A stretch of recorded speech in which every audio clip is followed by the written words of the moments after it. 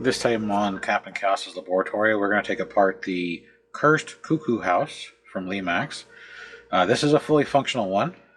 It's on right now. You can hear the sound, hopefully. You see the hand slowly moving, the witch pops out, and the reapers go in a circle.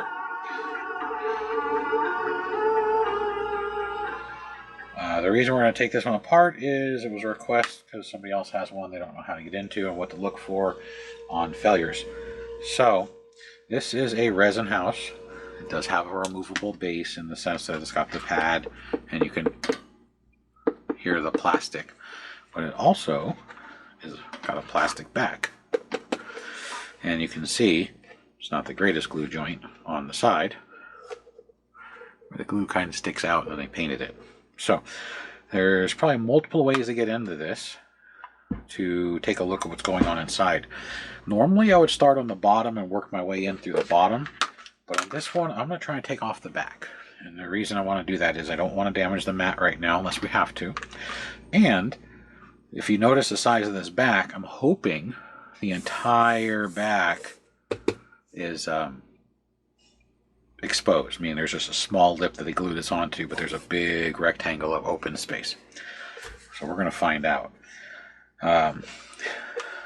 The circuit board is right in there. Hopefully you can see the yellowish tan. There's your circuit board, or one of them. You can see, if you look down inside, you'll see the gears that make that rotate. And I'm sure if I stop this with the doors open, I might be able to see what's behind the witch. So let's try that.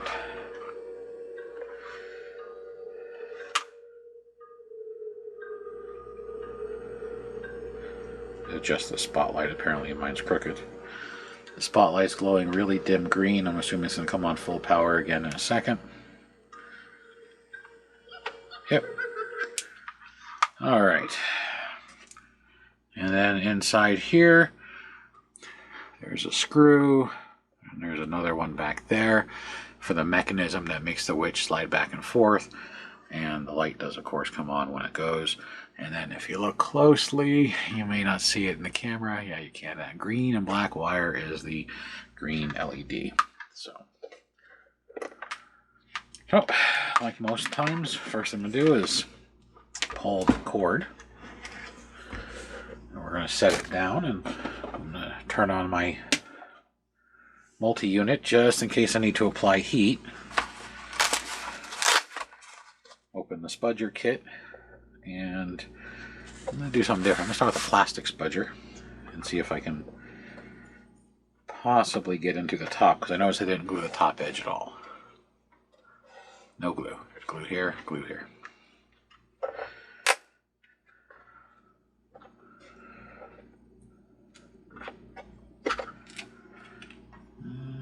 Let's get another one. I'm going to need two. One to hold it open, and then one to stick another one in, like so.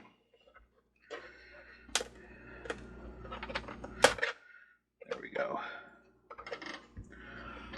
So there we go.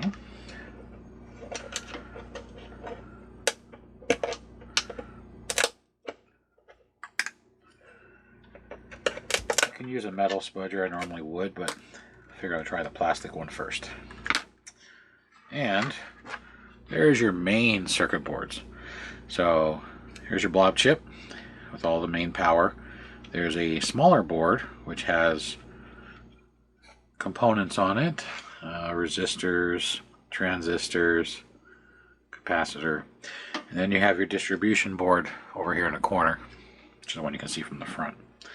So I can see already it's a 300 CA motor, standard. Now the one that contacted me, theirs let the smoke out. Never a good thing. So let's unplug the power. It's really in there. There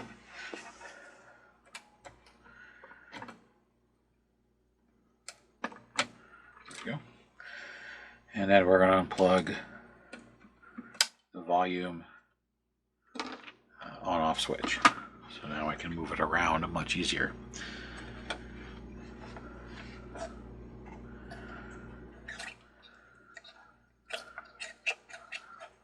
So they move a little.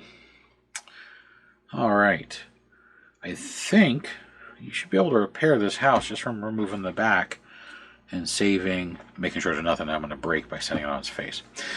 And saving the base, because like I said, 99% of these guys, you have to remove the bottom. And you always tear up that foam. But it's easily replaced if you don't care if it says Lemax or not on the bottom. So there's 2 screws diagonal, which allows you to lift up the circuit board. This apparently is a really complicated house because it has a heck of a amount of circuitry for such a small little house. Now I'm going to unscrew, or excuse me, remove this light plug.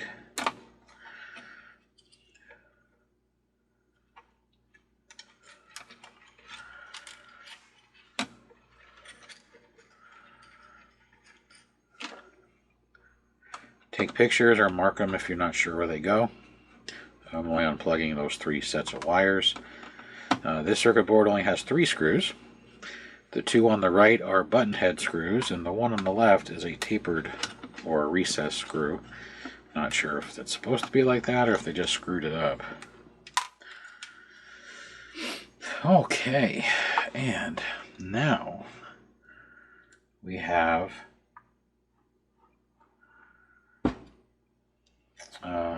that's why there's so much circuitry. These are readers, like an optical reader or a magnetic reader. These appear to be optical. So one side shoots an infrared beam across, and then it gets broken up by the moving parts inside. So that's pretty high tech for Lemax. I've never seen that on a Lemax house before. I have seen it on other companies. So it looks like to get to the main section in here, there's another 4 screws, or 5 screws. 1, 2, 3, 4, 5. This one's kind of cocked at an angle because it's directly behind the porcelain or plastic resin. So I'm going to see if I can get this one out without pulling the bottom off.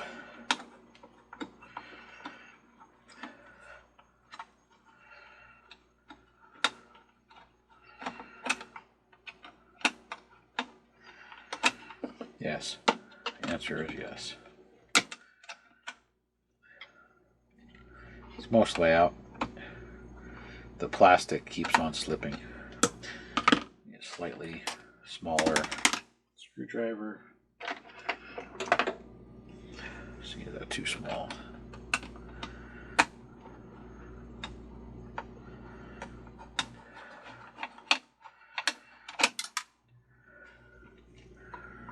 There's the screw. Fell through and fell out the front.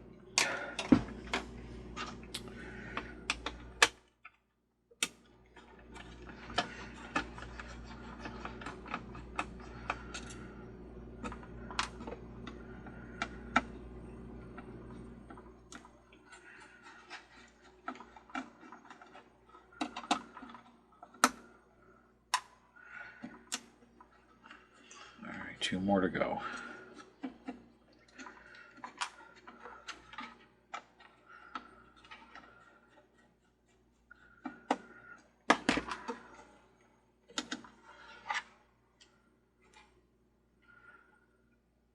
Alright, there's actually a screw here and a screw here that have to come out as well. So, looks like there's a total of 7 screws.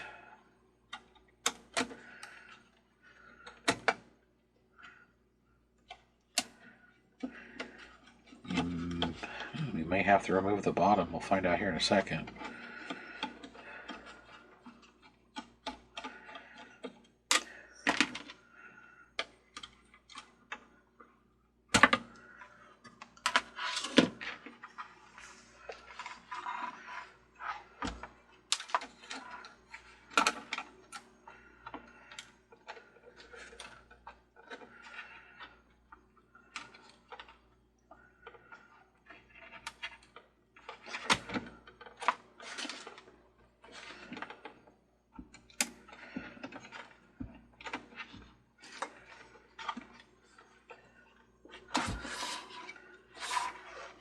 Just got to set this down so I can get some better leverage on this screw.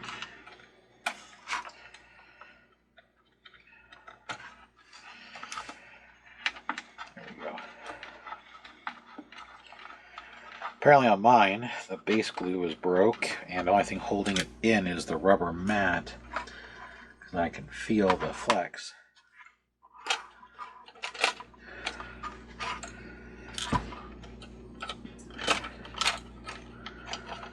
And there's your internals.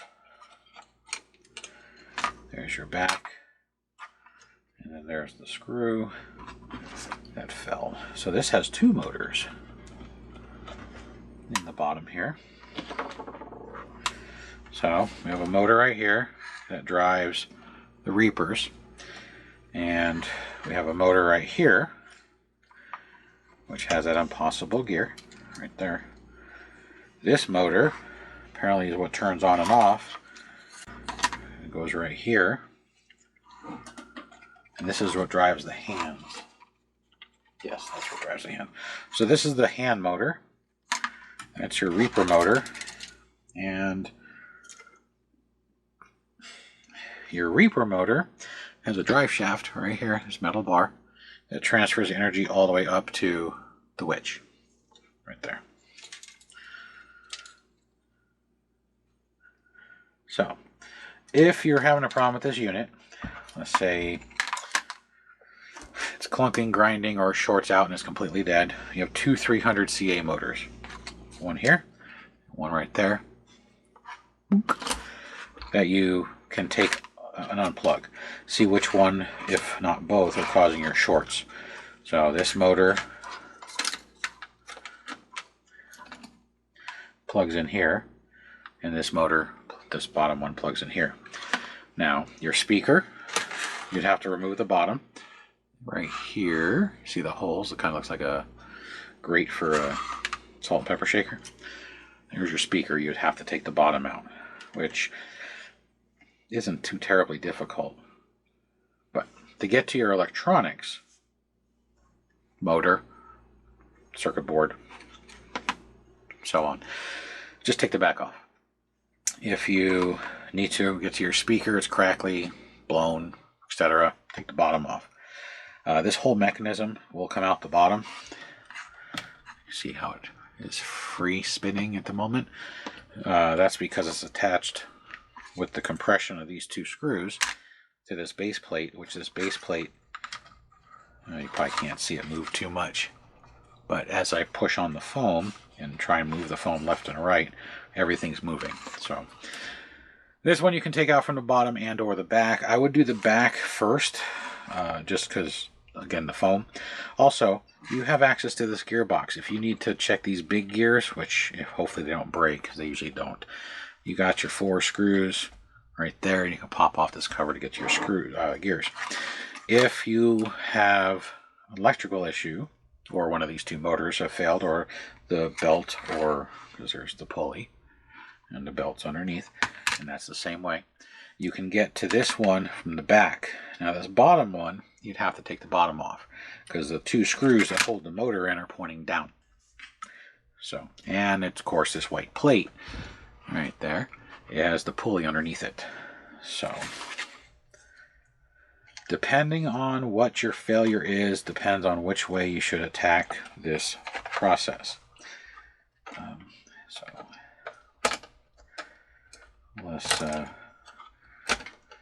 get some reassembly going.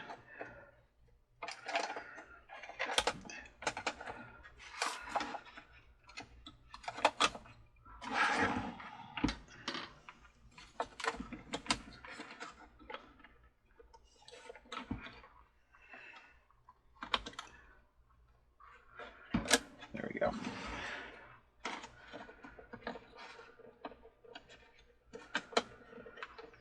Yeah. The teeth are now meshed. Oh, probably helps if I put the back plate in.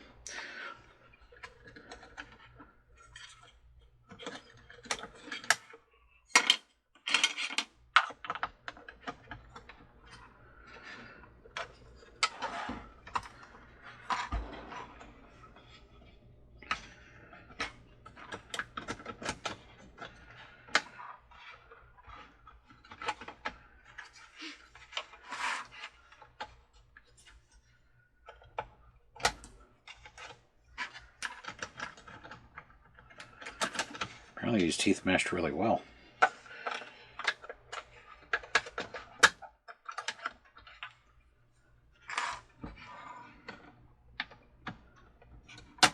There we go.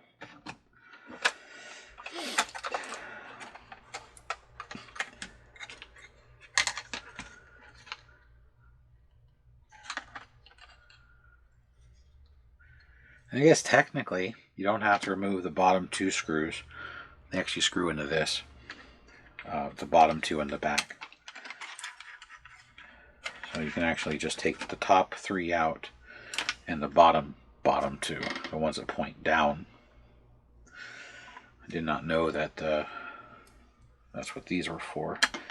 So I'm going to screw this plate back on. And I'm going to see if I can put it together with the plate on, since the plate is wider than the mechanism. So we're going to test it to see if you do have to actually unscrew this.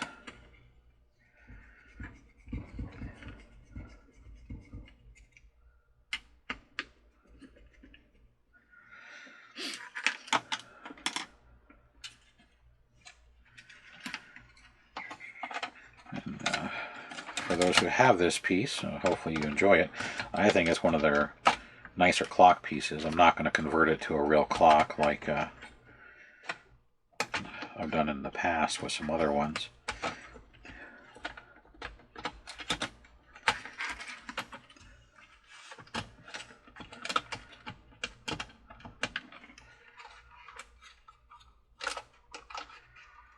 So I got it in. Now I just need it to get lined up with the holes, top and bottom, and not pinch these wires, as well as getting the teeth to reline up on the gear.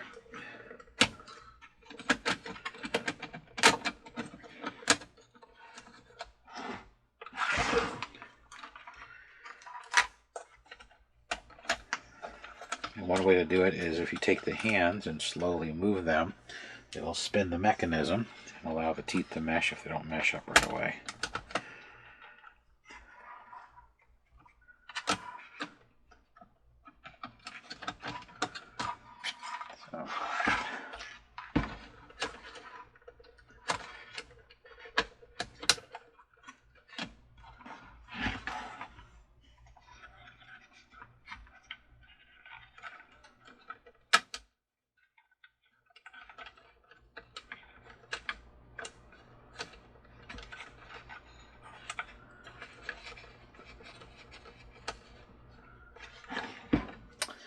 It might be easier to put it in without that cover on the front. I got it in place, I just can't get the teeth to mesh now. Even rotating. Wait, might have just got it.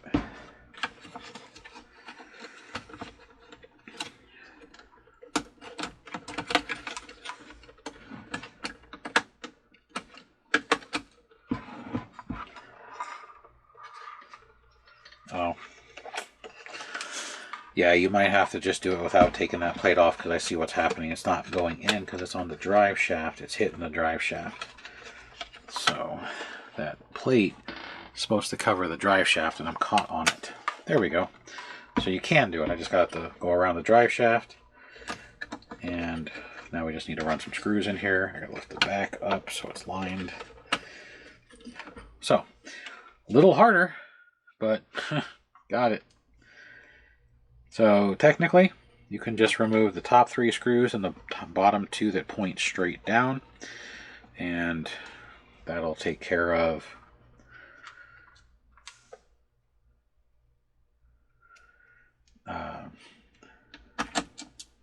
the access point for the back.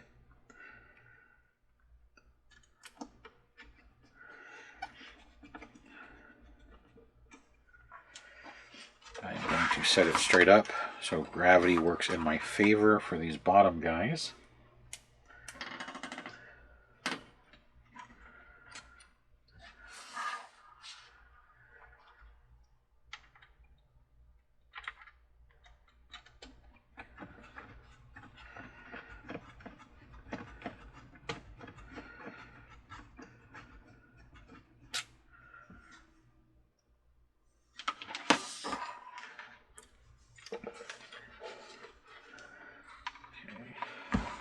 Need light. There we go. All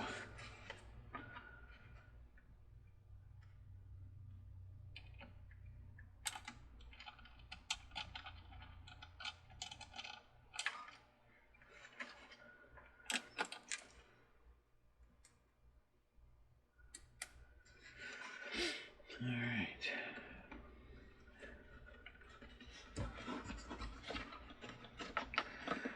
Because I can't go straight in, it kept pushing the screw off to the side of the screw hole. That's one.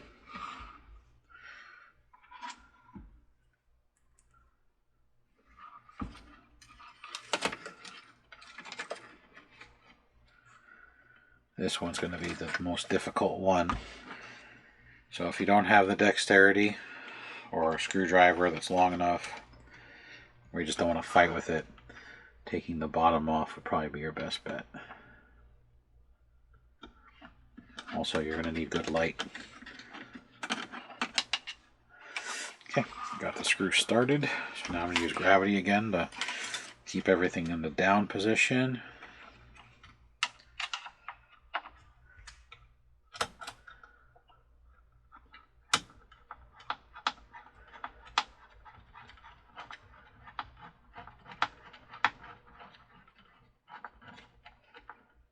There we go.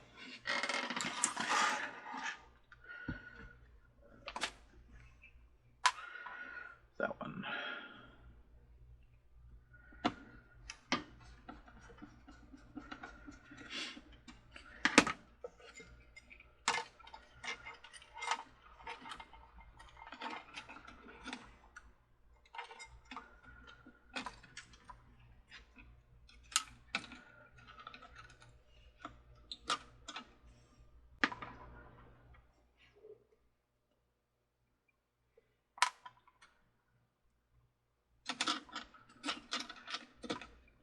The joys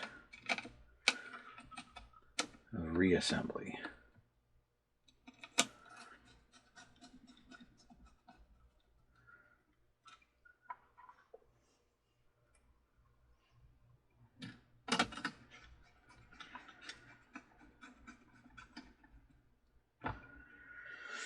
Now, if yours is one of the unfortunate ones that lets out its magic smoke,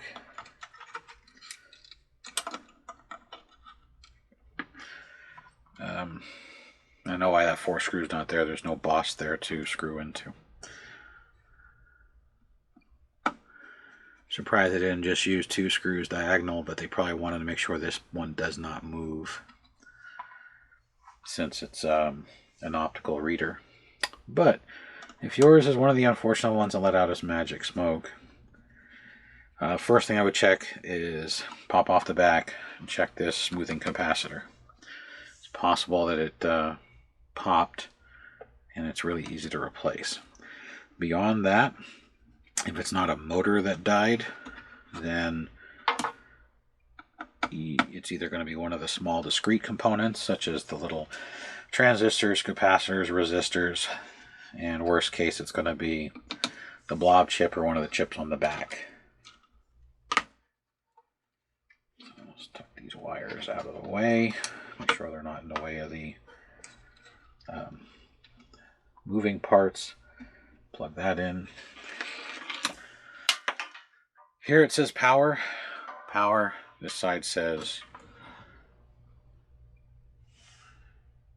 DY1, which is your top board.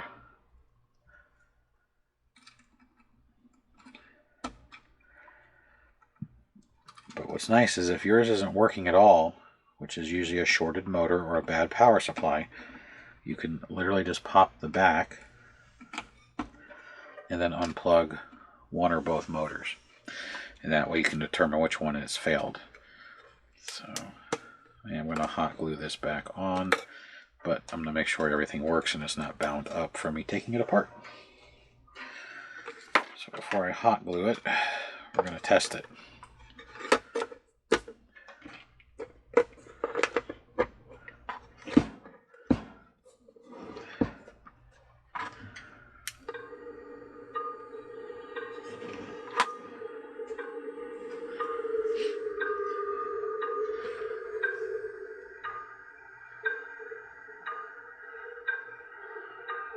Okay, the hands are turning.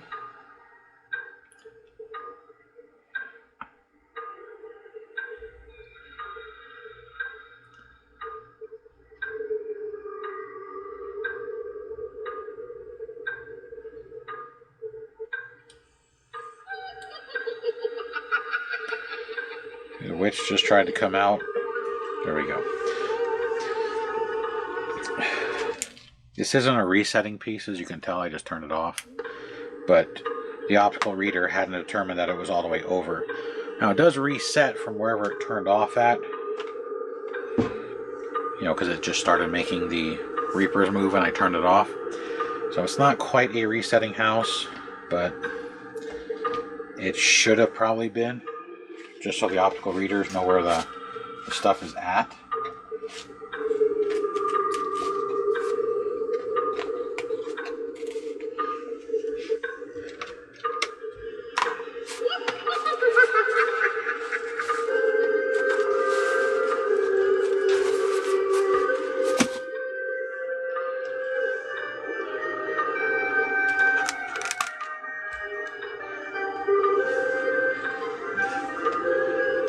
Turn off a couple of lights so you get a better look at it while my glue gun warms up.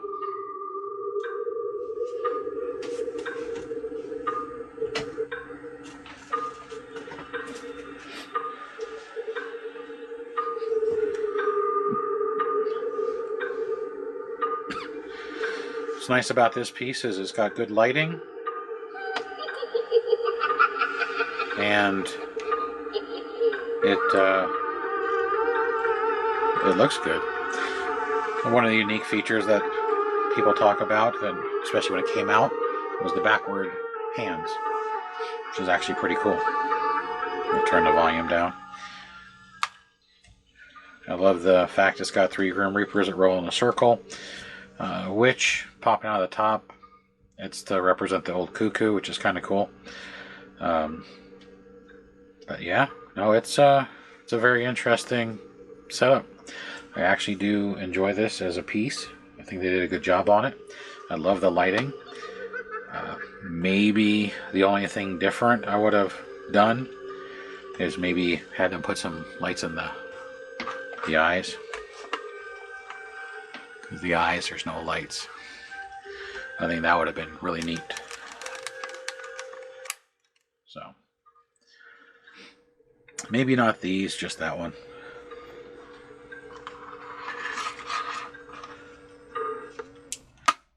Turn it off. But that is the Cursed Cuckoo Haus. How to open it, or how I would open it, or actually how I did open it, so you can see the inner workings. Now this has got a mixture of, looks like hard glue and soft glue. Soft glue meaning hot glue. So I'm just going to put it back on with hot glue, just because I know I'll probably have to fix this one day. One, I've opened it, so there's a chance that it may not be perfectly square and put pressure on something. Two, everything fails. There is nothing that doesn't fail at some point in its life. So I'm going to glue this back together. I'm going to go stick it back in my village, so that way when I turn on my village, this thing turns on and does its thing like it's supposed to. So real quick recap while the glue gun's heating up before we end the video. Pry the back off. If yours doesn't pry off as easy as mine, which it technically should because it's the same age, and age destroys or deteriorates glue, use a heat, which I have the heat gun on, idle, but it's not on because I didn't need it. Once you get the back off, if these are in your way, unplug the 2 wires, move it off to the side. Check your components you can see on top. This would probably be the first thing I'd check to see if it's bulged, burnt, separated, or leaked. And then I would remove the 2 screws and check the bottom, and then move my way up. If it's an electronic issue that's not working right, like there's no power whatsoever and you have a good power source, like this white wire that's coming in here. Next, the motors. The one that is this way, up and down, right here, you can remove and replace, or the gears, without taking the bottom off. So the guy on the bottom, you're going to have to remove the bottom because it points down, which just peel the foam, Let's move this up so you can see. Just peel this foam, and it should pop off pretty easy because my glue is already deteriorated. Again, same age as most everybody else's. Probably has deterioration too. So these things take forever to get warm today. Then go to the next step.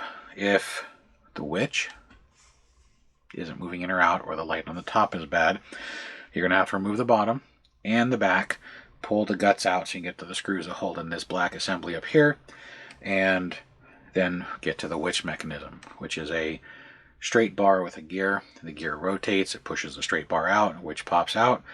When she's done with her little cackle, it reverses, pulls the bar in, which closes the doors. So, and these doors appear to be possibly attached to the mechanism. The reason I bring it up is a lot of people have issues with doors. So there is a spring on each door that pulls it back in. So if your doors are sticking, it might be getting caught where it pivots, or your spring has come off or broke, which if that's the case, you might and most likely will have to disassemble the whole house to get to it, unless you just don't care. Like sometimes having a defective house or a broken house is kind of cool.